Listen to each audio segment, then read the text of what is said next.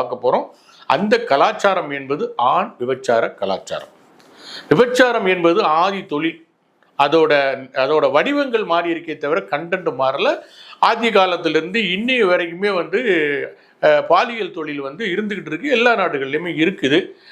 இது ஒன்றும் அதே மாதிரி, அதாவது பொதுவாக பாலியல் தொழில் என்பது பாலியல் தேவைக்காக ஒரு ஆண் பெண்ணுக்கு பணம் கொடுத்து தனது தேவையை பூர்த்தி செய்து கொள்வது அப்படிங்கிறதா பாலியல் தொழிலோட அடிப்படை விதி. ஆனால் இதில் ஒரு மாற்று விதி என்னன்னா, பெண்கள் தங்களுடைய பாலியல் தேவைகளை பூர்த்தி செய்வதற்காக ஆண்களுக்கு பணம் கொடுப்பது என்பதுதான் ஆண் விபச்சாரம், ஆண் பாலியல் தொழில் அப்படின்னு நம்ம சொல்கிறோம்.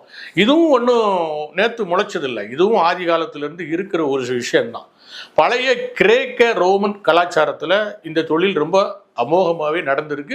அதற்கான வரலாற்று குறிப்புகள் இருக்குது.